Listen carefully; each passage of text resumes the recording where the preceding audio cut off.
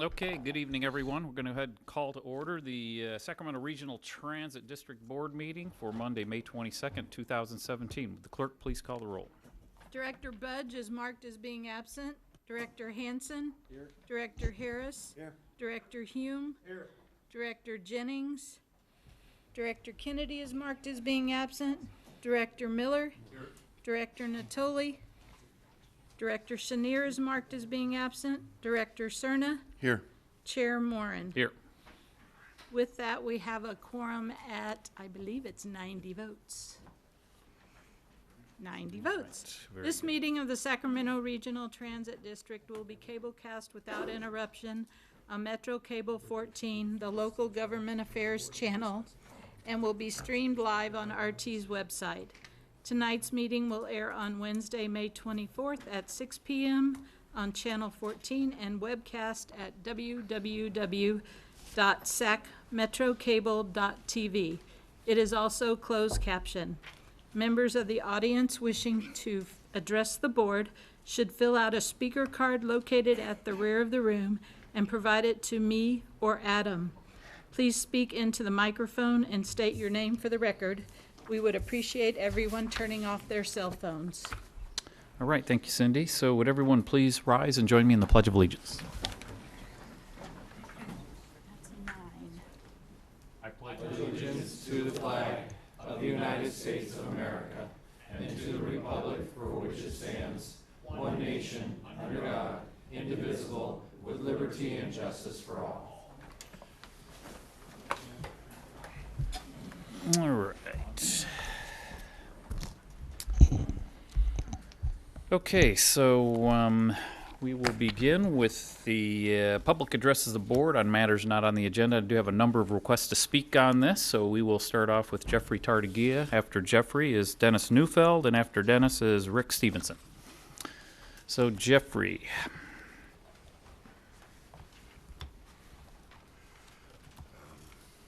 Good evening, Jeffrey. Jeff Tartagia. Well, I got to see half the board, but we'll offer to over there to, so I guess Mark, this replacing Henry for today is I like what you did with 30, but please get there more advertising out there. And I do want to make the suggestion on the 30 that because of the coming weekend with the, that you might want to consider also altering where it goes from the Sac Valley station to 6th Street and J Street so you can avoid the whole Sac downtown interference this weekend with the music going on downtown. It's just a suggestion. I think the suggestion's in place, but please get some better addresses out there. Please, I hope that you, in the general manager's report, you address how long the elevator has been out and how long it's going to take to fix it and how much it's going to take a cost, because that's been something I know was the first thing I brought to Henry's attention before he was even general manager. The next thing I will offer and talk a little bit about and say is this planning and communication. How well did things work out for Broadway and other events this weekend? I know I ended up with 3 separate times of encountering RT people because someone, should we say, collapsed on a ramp. RT was there and paramedics came. Sac Valley Station, there was interaction through there. RT people were there, so something that has not been in the past prevalent. I see and I appreciate what I'm observing more closely now. I hope when we get to these 2 budget presentations that you will like from the city that had a $18 million contract with RT that's multi-year, that it will be explained when the budget sessions about how many multi-years, just like today in item 2, you're going to have a multi-year contract put forward, that it explained in the budget and line item budgets for last year to this year because of the alteration and change from the GS4 to other things that you're using. And I certainly hope that we do not have more consulting service used before you've gone through better public outreach. I think the STA is on the wrong track, and I hope RT will not be on the wrong track of going after consulting rather than utilizing as much public contact. And lastly, for Steve, I hope that either this Thursday or in June, that when the Paratransit Board meeting occurs, that you will use public transportation to get there and get back, so you can see that it is doable, but also that, you know, what it's like. All right, thanks, Jeff. Dennis Neufeld. After Dennis is Rick Stevenson, and after Rick is Mike Barnbaum. Good evening, Dennis. Good evening. The last meeting I was here, I passed out a budget for $150 million for the streetcar plus the current $200 million you folks got. I've added a question on that chart. First of all, I pointed out the small capital contribution by the city of Sacramento of $7 million. It used to be $37 million back when it was earlier, but Measure B did not pass. The city had to scramble to fill in the funding gap, ending up with a $30 million cap and trade contribution and the $25 million from RT's Prop 1A funds. Now that $25 million RT funding commitment, I understand, has not yet officially been approved by this board. And the key question is, how did this $25 million donation or get it included in the amended application for $200 million for the streetcar project without having approval from this board? According to SACOG, RT submitted the application, not SACOG, and it was submitted by RT's Ed Schofield. Another question, who gave Mr. Schofield authority to include RT's $25 million Prop 1A money as local matching money when the board hadn't yet approved spending these monies, which I understand is going to be June 12th. To the public, this looks like RT spending decisions are made kind of in the back rooms, far from public view. And is there a two-tier decision-making process between RT management, SACOG, and other unidentified parties? Is this board, especially those of you from outlying cities, being excluded from discussions, and candidly, is the next meeting nothing more than a political charade? If Mr. Schofield's application didn't have board authority, then was its submission to the federal agency legal? And in the real estate trade, this kind of paperwork jujitsu is called fraud upon the lender. Accordingly, because of the city of Sacramento's such strong commitment momentum to the streetcar project, and obviously has a conflict of interest, in the June vote of this Proposition 1A spending decision, we respectfully request that the 4 city council members on the board from Sacramento recuse themselves from the June 12th vote. This is the only honorable way to resolve this conflict of interest matter. Thanks, Dennis. Rick Stevenson. Following Rick is Mike Barnbaum. Good evening, Yeah, Rick. just a quick comment about transparency process. Over the last, 3 weeks ago, I made a number of calls to Mr. Schofield of RT staff trying to get some information about the FTA application for the streetcar. I have never gotten a word back or contact of any type. And so we had to go to Public Records Act request, bringing in the lawyers and everything, because a simple thing just couldn't be bothered to return a call. Thank you. All right, thanks, Rick. Mike. After Mike is Barbara Sand. Evening, Mike. Thank you. Good evening. Thank you, Chair Morin and members of the board. Mike Barnbaum, founder of Ride Downtown 916. And speaking of the downtown area, there were some service changes approved on May 8th at the Yolo County Transportation District, which affect route alignments through downtown Sacramento.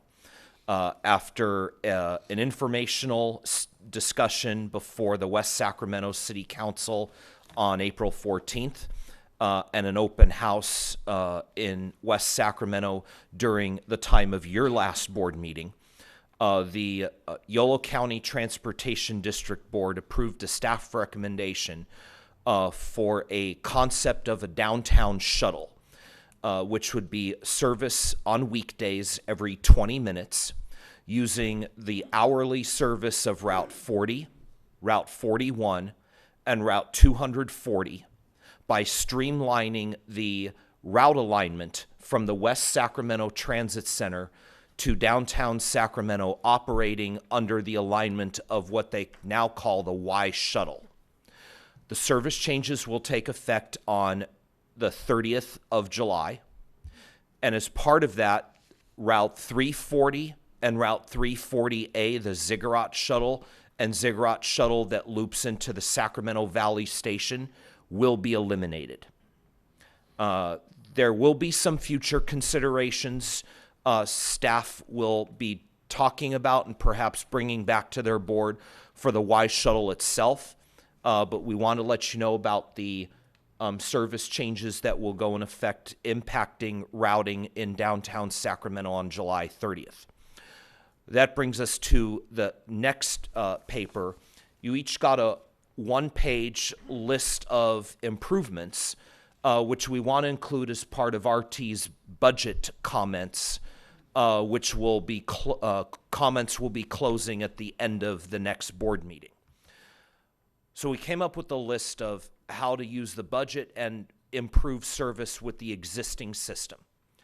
Now, we mentioned about the route alignments and YOLO Bus will no longer be using the Sacramento Valley Station on July 30th. So here are just some highlights we wanted to give you, and pardon me if I go a little bit over time. Route 51. Mike, we have Yep. a lot of speakers, so no We do? overtime. Okay. We recommended Route 51 be realigned to operate into the Sacramento Valley Station, and that Route 88 and Route 86 serve North 7th Street in preparation of greater frequency in addition to Route 11 if, in fact, our MLS stadium is constructed by 2020. Okay, thanks. Yep. Thanks, Mike. And more on the list that you could see if you have any questions. Thanks, we got the sheets. Thanks, Mike. Thank you. Okay, Barbara. Following Barbara is Russell Rawlings.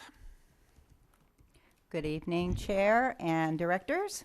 I'm going to bring to your attention the East Elevator outage at Watton I-80.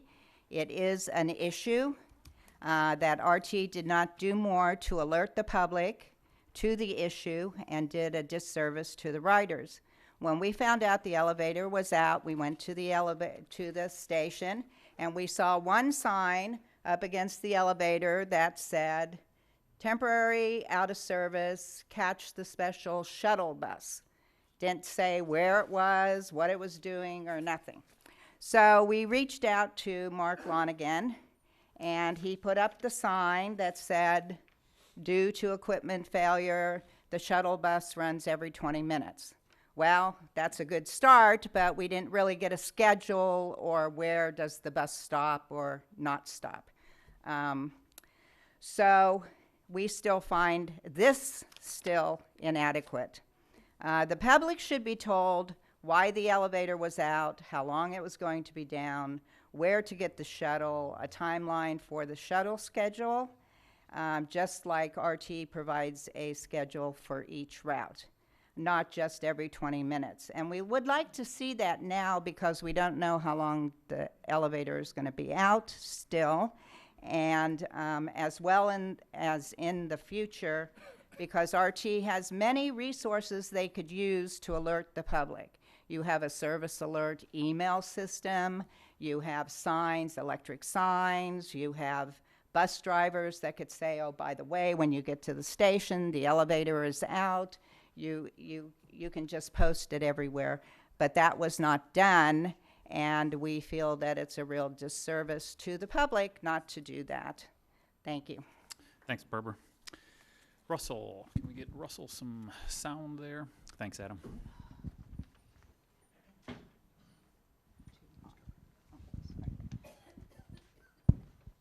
Good evening, Russell. Good evening, Board. My name is Russell Rawlings.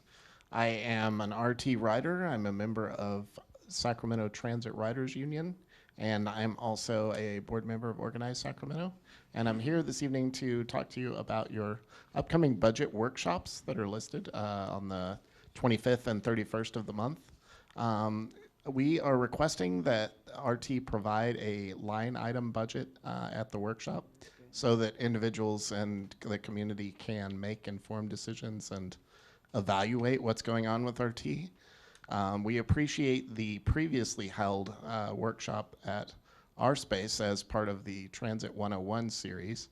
But when I did a web search on Google for your transit budget workshops just a moment ago, our event that was well over a month ago came up, but I don't see any result that comes up that even relates to any information regarding when the workshops are.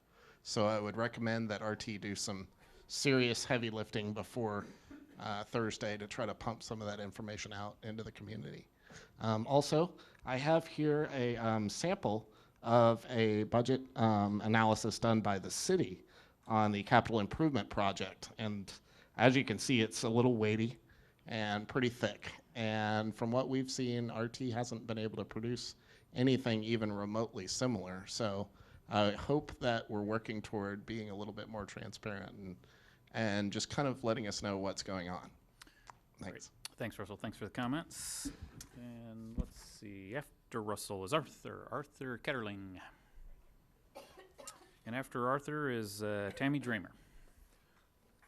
Name is Arthur Ketterling, live in Citrus Heights, and I would like to mention that I was told by several people in the last week that of your light rail cars and heading down from 65th to about where Wide I-80 is, there's nothing but trash and garbage and everything. Who's responsible of clean that up there along in that area? Is it RT's responsibility, or is it the city's or county, or what? You know, we will, Mark. We'll clean it up. And they were also saying that they were on the light rail for the first time for a while, but they were saying that it was real nice and clean on the inside, but the outside, some of the cars was really, you couldn't even see out the window. I'm only mentioning of what they said. Okay. And I can get some more information from the party if you want me to. Yeah, if you could, and get back to us, Arthur. That would be great. All right. And also, I myself, I would like to mention to you, like there at where you go up and down the stairs at Watt Avenue, that it smells so bad with urine and all I know RT does that part once in a while. Or I should say I see them once in a while doing it, but it's been a while since they've done it, and it's beginning to, you can't even hardly stand it. But otherwise, I appreciate the cleanness that you had been doing and all. Okay, we're doing our best. All right, thank you. Thanks, Arthur. Tammy, following Tammy is Timothy Ortiz. Hi, I'm Tammy Dramer. Well, thank you, gentlemen. So a couple of things. First, on the translation services that Councilmember Budge actually asked about for the RT writers survey that they have online. Sarah, who asked about translation last week, she couldn't be here today. She's on vacation. She actually speaks fluent Chinese. So she called, and here's her report back. When she called, she got 45 minutes of English only recording, and then 2 transfer options to talk to a customer advocate or leave a message. And then she waited another 50 seconds and then was on hold for 2 minutes. And then when she finally got in touch with a customer advocate who did not speak Chinese, she wound up asking in English for translation services. And then they hooked her up with the translator to do a three-way translation. And then the translator asked how many questions was the survey, and they were very dismayed that it was 30 questions. And then they asked if they were only yes or no questions, and that they were going to have serious difficulties trying to do something that long. So we need to get that survey translated into the 6 other languages that the SACOG did their survey in 2013. They must have translation services. Perhaps if you don't have them available to you here, you can use theirs. It's always worth an ask. And then the other thing is on the budget workshops that are coming up. They are in the daytime when commuters or choice riders are unavailable. So we want to recommend that maybe you hold a third workshop and have that outside of the primary working hours. And the last thing is really to expand on the line items within the budget. Every other agency gives us way more details than what we're getting, so we'd like to request that again. Thank you. Okay, thanks, Tammy. Timothy, and then Stephen Barassa.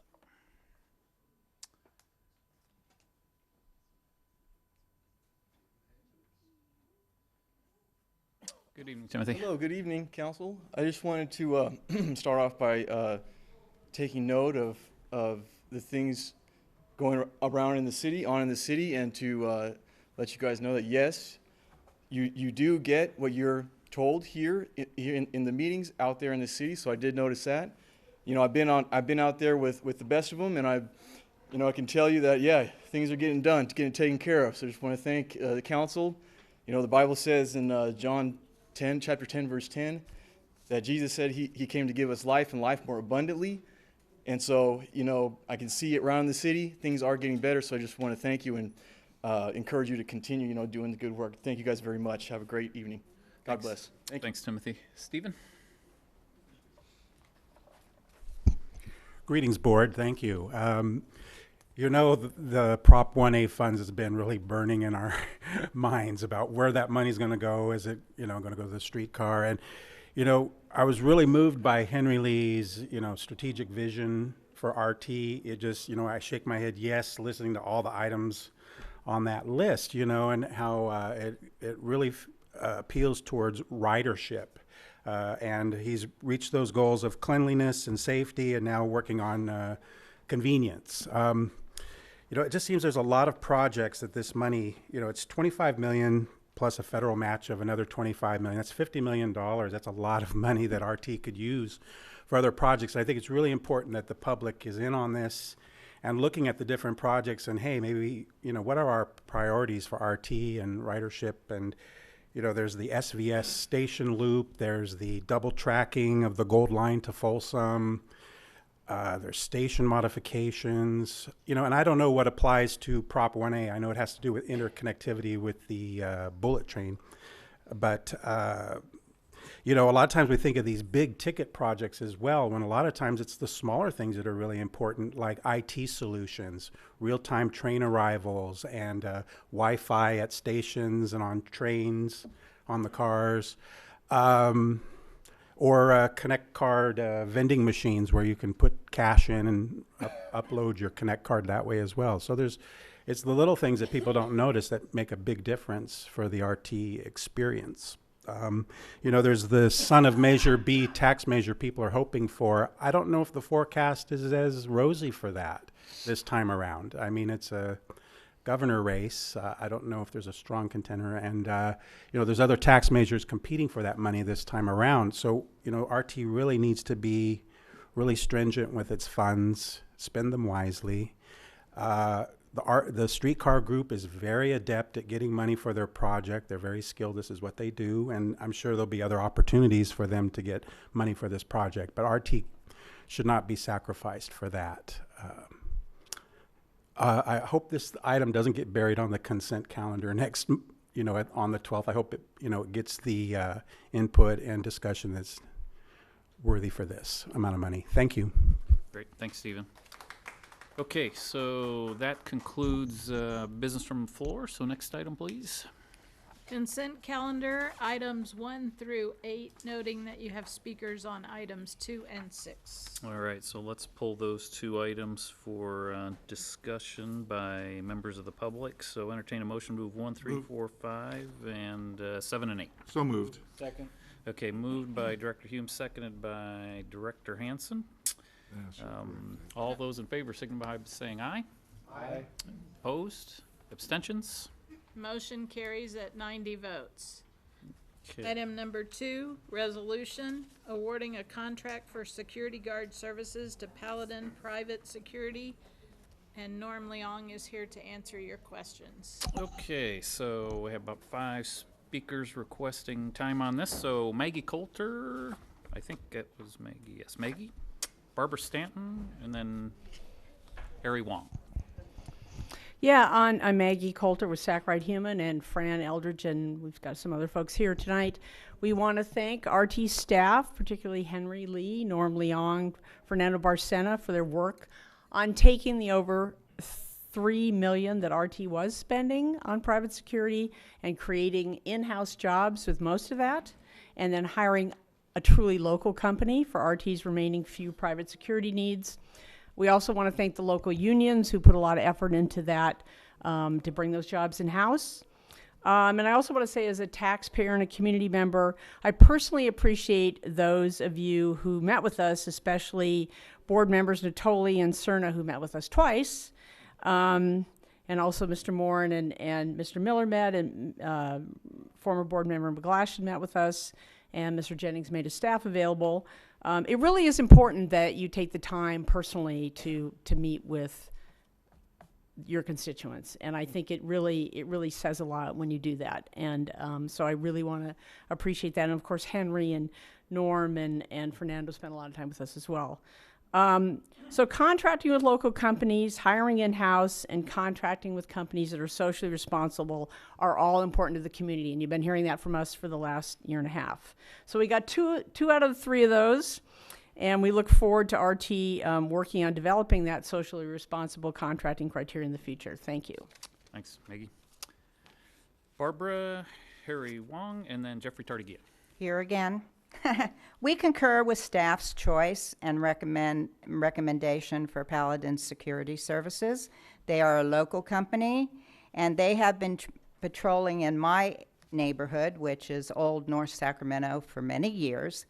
And they've also been contracted by the Wood Lake people, some of the residents there, to patrol their area. And so it is our opinion that they will fit in with item 6 on the agenda for patrolling after hours at light rail stations and other retail RT, resources. The only question I have is 60% of them are armed.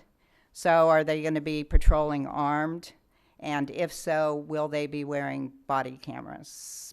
So that's the only questions I have for that. But we do concur with Paladin. They are good. Thank you. Okay. Harry, and then Jeffrey Tardigia and Rick Hodgkins. Good evening, Harry. Hi, Chair Moran and RT board members and staff. My name is Harry Wong. I'm the president of the Sacramento Chapter of Physicians for Social Responsibility, and I would like to second what's already been said, and especially what Maggie Coulter covered. We know that you're very busy, and just the experience I've gotten the last 18 months coming and hearing what you do, you have a big agenda. So we really appreciate the time that you spent in these meetings and the meeting with us individually, and we really feel like we were listened to. And I also want to especially thank RT staff for all the meetings that we spent, and especially Norm, Captain Leong, for really how he was able to restructure the contracts in a way that met everyone's needs. We take pride in being part of a diverse community that values equality, human rights, and ethical business practices. So we really commend the proposal and hope that you will consider these criteria when you look at future contracting. Thank you very much. Thanks, Harry. Jeffrey, and then following Jeffrey is Rick.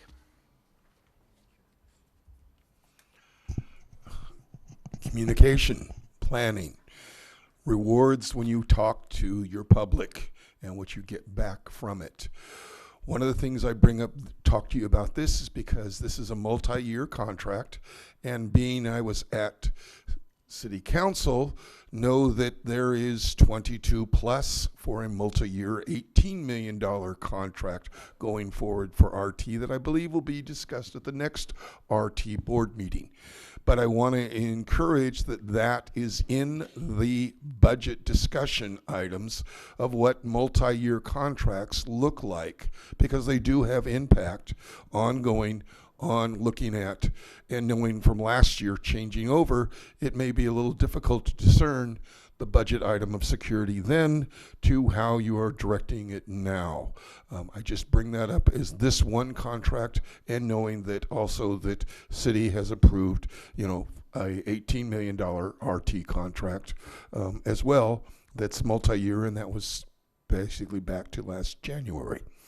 Thank you. Thanks, Jeff. All right, Rick. There we go. Good evening, Rick. Yeah, I would have to somewhat echo. Good evening. I'd have to somewhat echo Jeff's comments. I want to remind him, as well as everyone here, that that contract that the city of Sacramento has with Regional Transit is for their police, the SAC PD, to be at light rail stations just as well as on board light rail trains. I would also note that the county, with their sheriff's department, I think has a similar contract too. With that said, I do have one question. Is the security firm Paladin, they're not headquartered in other states or other countries, are they? Are they headquartered here in Sacramento? I think I would, okay. I know Barbara said yes, hopefully. Hold on, we'll get an answer from Mark. Paladin is a local company in Sacramento. That makes me feel much better, because as Scott Yatuma said over a year and a half ago, we should never be sending our tax dollars to not only other countries, but I would add, we shouldn't be sending our tax dollars elsewhere in this country either. We need to keep them local. Thank you. Thank you, Rick. Okay, a motion for consent item 2. Second. Okay, moved by Director Cerna, seconded by Director Hansen. All in favor? Aye. Opposed? Abstentions? Motion carries at 90 votes. All right. Next. Item number 6, ordinance 170501, amending Title 15 of RT's Administrative Code, prohibition of specified acts committed in or on RT vehicles or facilities, to amend the definitions of inspector, paid fare zone, and proof of fare payment, and to prohibit loitering in light rail stations during non-operational hours. And Tim Spangler is here to answer any questions. Okay, thank you. And Helen O'Connell, can we get Helen a microphone there? Great. Good evening, Helen. Good evening, Helen O'Connell. I just have a question. If being in the light rail area, catching a train, having to have fare, would that eliminate people that are canvassing for voter registration, public input on bus systems, things like that? I'm concerned that it might limit access to people that are riding the trains. Got an answer for Helen? Yeah, we're currently working on an expressive conduct policy that will cover that, provide an area of the light rail station for expressive conduct. So the idea is not to shut down on any sort of First Amendment activity per se, but it is to make sure that the boarding area is free for what our main mission is, which is getting people on and off the train safely. And so within the confines of that, we will be working on a policy that does carve out some areas for First Amendment activity. Great, thanks, Tim. Okay, motion for item 6 under consent. So moved. Moved by Director Cerna, seconded by Director Miller. All in favor? Aye. Any opposed? Abstentions? Motion carries at 90 votes. Next item is the General Manager's Report, item number 9, and Mark Lonergan is here to present. Good evening, members of the board and the public here tonight. I'm filling in for Mr. Lee, who, along with several board members, are attending a conference in Seattle. I just have a few announcements to make on RT's behalf. We don't really have any government affairs update as it relates to state or federal action. I do have a few announcements that I think everyone will find interesting. First of all, Memorial Day, we are offering free rides to veterans and their family members in honor of the day. And so that's very exciting.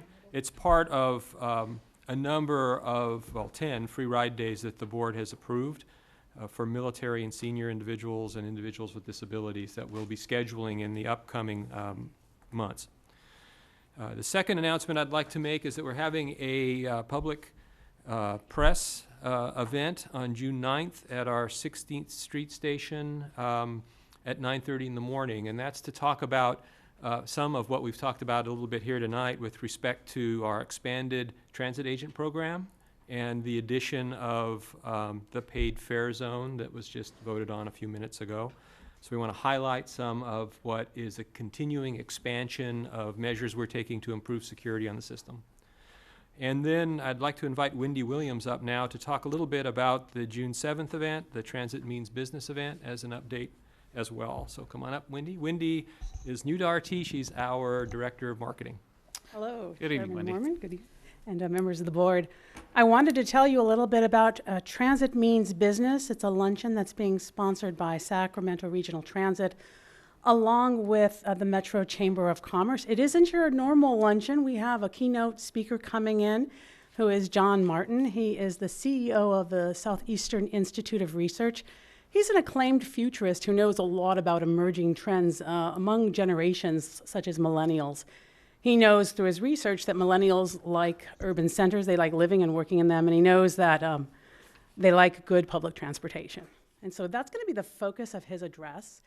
He's also going to be talking about how a first-class city needs a first-class transit system, and so there's a real natural relationship or a partnership between the business community and public transit. And so for us here at RT, that's our way of using it as a jumping-off point, a catalyst, if you will, to developing future relationships with the business community of the Sacramento region. So while we're trying to beef up some ticket sales, and we're doing quite well, we've sold over 300 tickets, but we're looking for 600, and I think we're doing really well at that. We created a video that's 1.5 minutes long, and we've pushed it out to all of our social media centers and to our partners through the Chamber of Commerce. So tonight we wanted to show you that. We also cut it into a 60-minute commercial spot that we're going to run on CBS 13 in the news segment.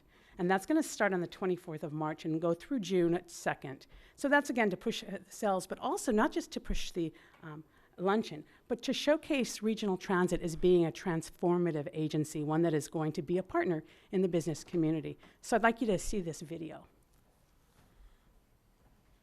Transit means business. And if you don't understand what I'm saying, you don't understand what you don't know. Because researchers like me all across America have figured out that transit is really the heart of the future of economic development and the future of business success. Join me, John Martin, your keynote speaker, on June 7th for the Transit Means Business Luncheon in Sacramento. I'm going to share deep insights about millennials, why they're attracted to certain cities, and why they're attracted to certain areas of employment, and even specific employers. Millennials prefer city living in activity centers, as you can see by the significant downtown Sacramento and midtown revitalization. And they expect multimodal transportation options where they live, work, learn, and play. This is just one reason why Sacramento Regional Transit is undergoing a major transformation and is committed to becoming a world-class transit system. Find out what the future could promise at the upcoming luncheon, co-hosted by the Metro Chamber and SAC RT. I promise to leave you with research-inspired insights that'll give your business a marketplace advantage in attracting and retaining millennials. I can't wait to see you there.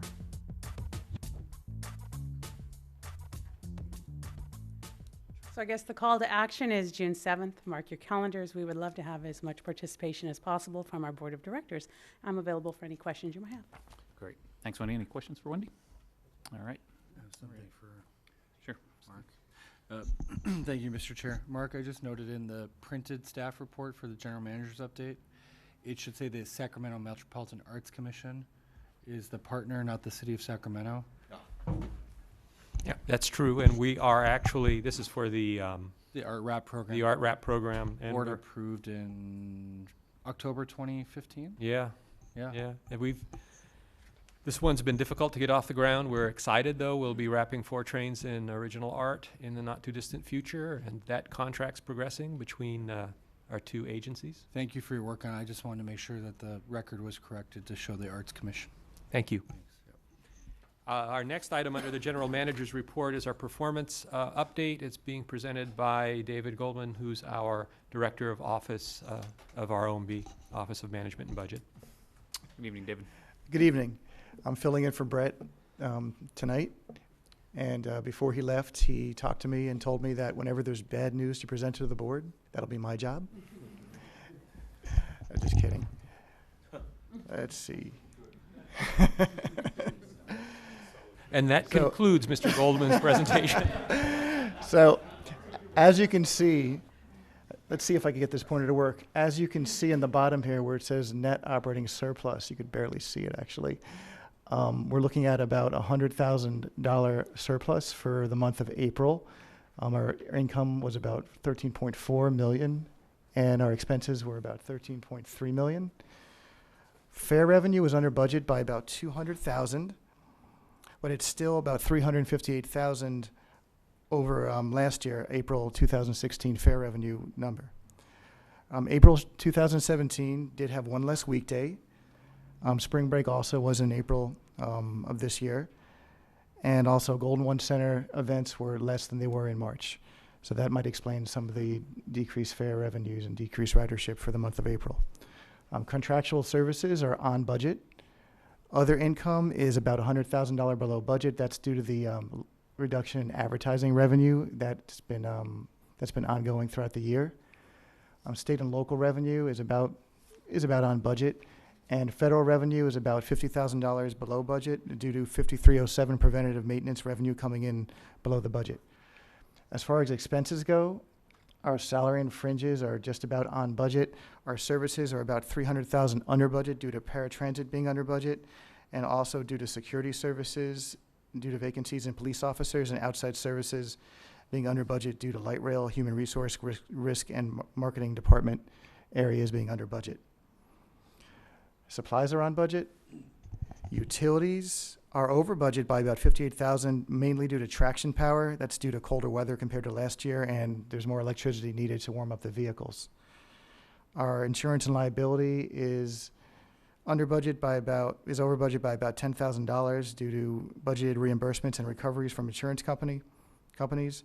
And this account year to date is about $56,000 under budget. And other expenses are about $23,000 over budget due to Connect Card fees. So you can see the fair revenue comparison from April 2017 to April 2016. We're about $400,000 over the comparison period from last year. And year to date, we're just about on budget with significant increase over last year. Our fare box recovery comparison for the month of April was just under 20%, which is better than compared to last year. But for year to date, it's about 21.5%. And our total ridership comparison, you can see that our ridership has declined from 2016 to 2017, and overall year to date, it's also showing a decline.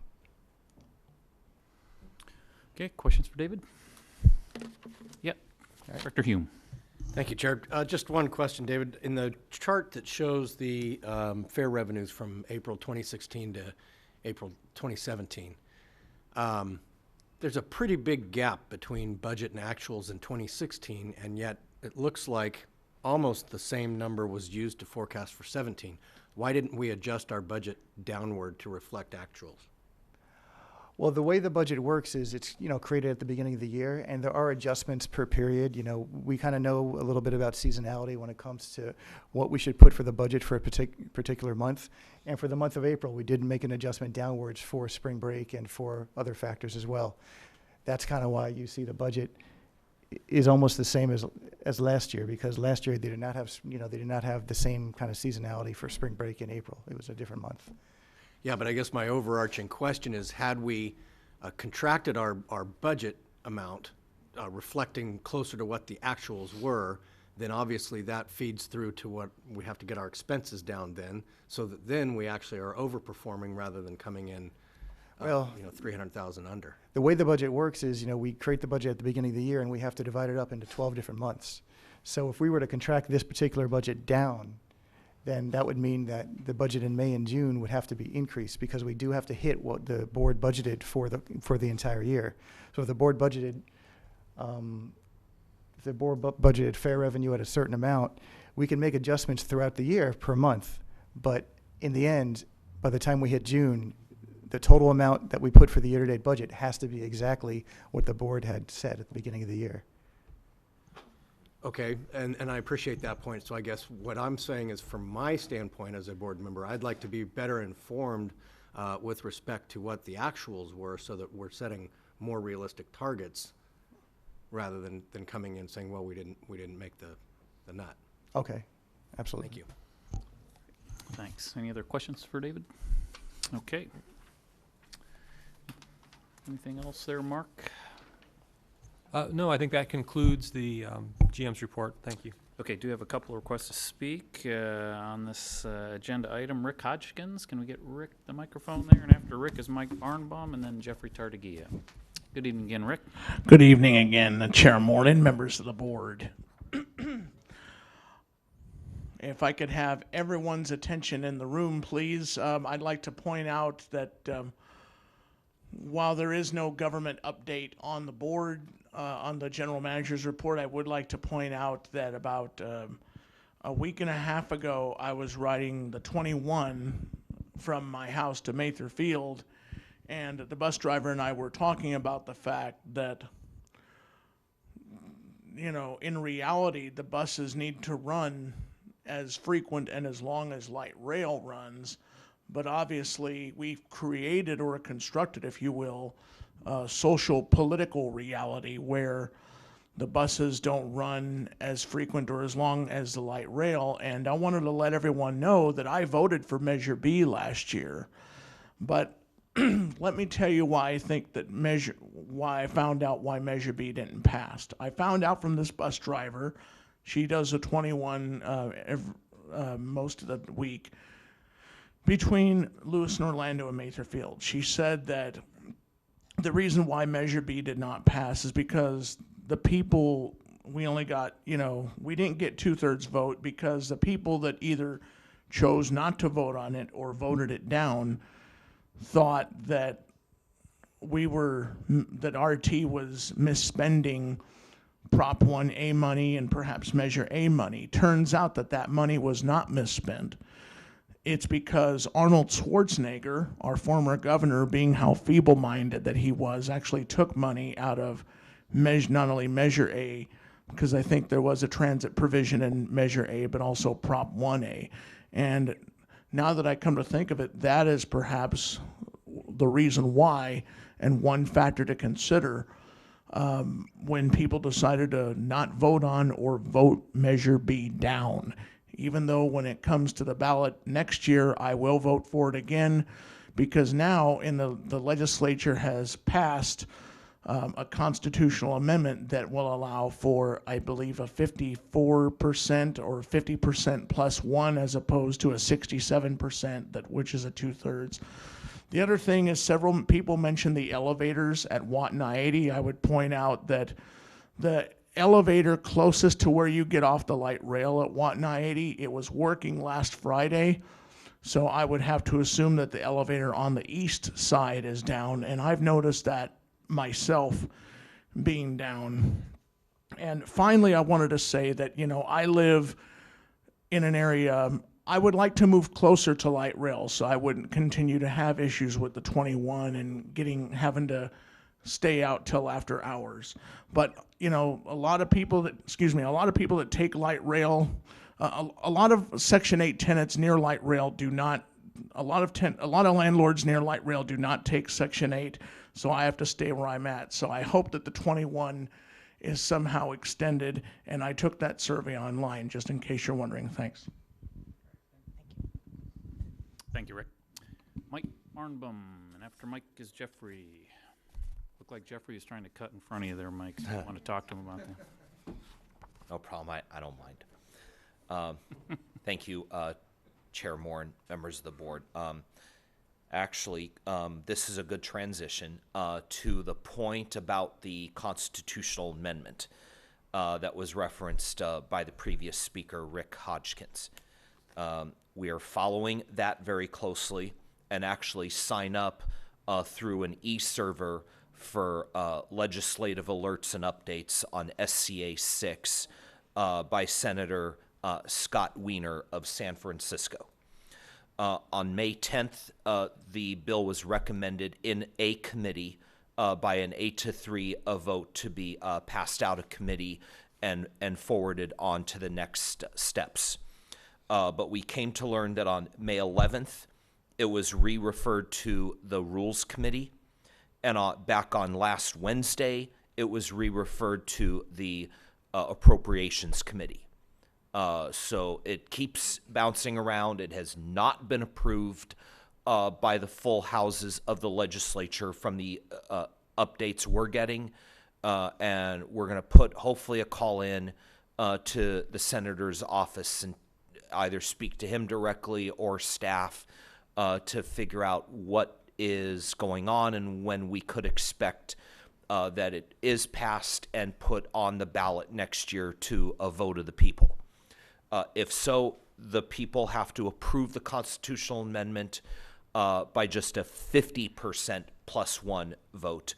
But then if that does happen and there is a local transportation measure, say in Sacramento, Placer, whatever county in 2018 or later, then those measures need a 55% vote, similar to school bonds. And that's what we're basing this constitutional amendment on, the success of the school bond process, thanks to Jack O'Connell and Tom Torlakson. So stay tuned, more to come on that. But one testimonial I want to provide about the upcoming event in June.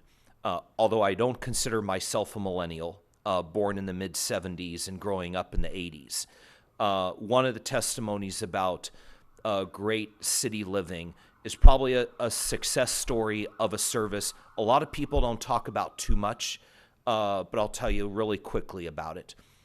Back on May 11th, the Oakland A's announced the ballpark pass, and I took advantage of it from July to September. How am I going to get to 10 games I've chosen? The Capitol Corridor Intercity Rail Service.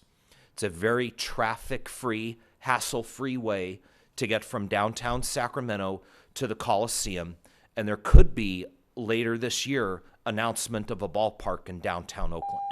Okay. Stay tuned. So when the Republic announces their stadium, there could be an A's announcement of a stadium closer to another Capitol Corridor station. Okay, great. Thank you. Thanks, Mike. Jeffrey?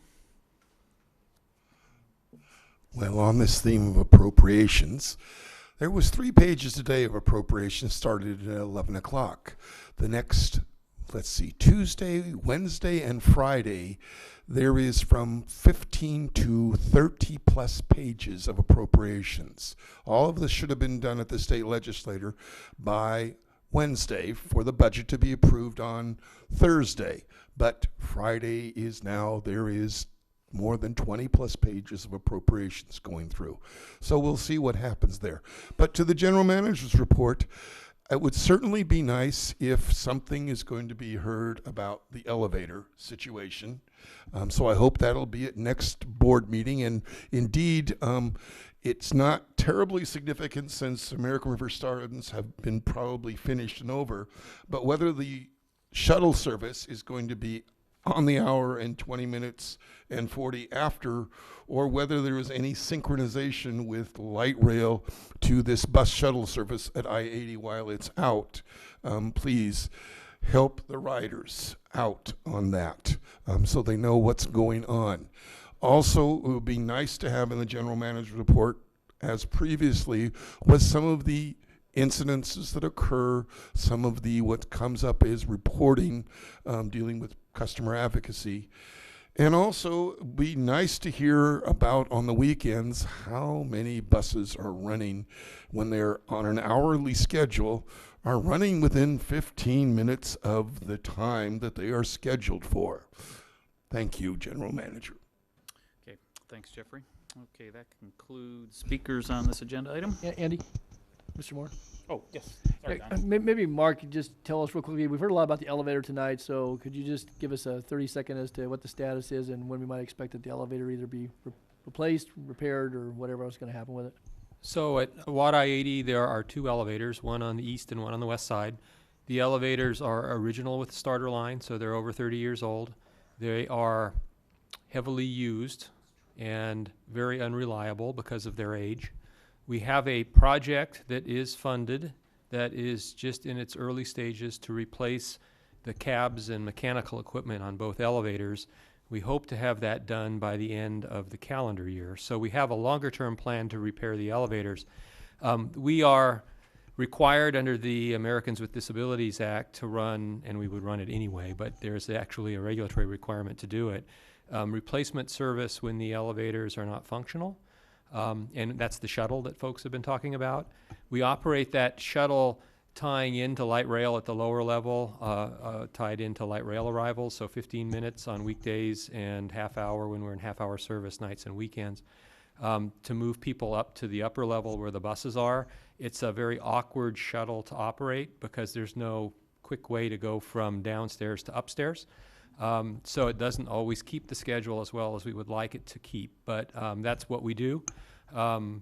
Ms. Stanton was absolutely correct. We've become a little complacent in our public information, which we're trying to correct now in terms of letting people know when the elevator's down and the shuttle's running and how it's tying into light rail. We're actually trying to make the changeable message signs work for us. So in the stations, it would show that the shuttle is running and for which elevator. The little difficulty we're having is keeping that message current so it's not overwritten when other messages are displayed. And so it's there when it needs to be. So we're working on the way to get that to be reliable. And we can certainly also post something that is less generic in terms of schedule. But that's the short of it. Yeah. And so I take from that that elevator's out until it gets replaced? Oh, no. We're Okay. repairing it. Okay. The repairs can take some time because of its age. But no, it's repaired every time it goes down. And sometimes it's both. Sometimes it's the east elevator. Sometimes it's the west. But we always make our best endeavor to repair it. It's just not always quick.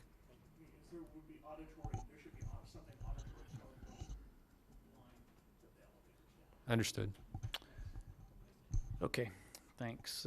Any other questions, comments? Okay, next item.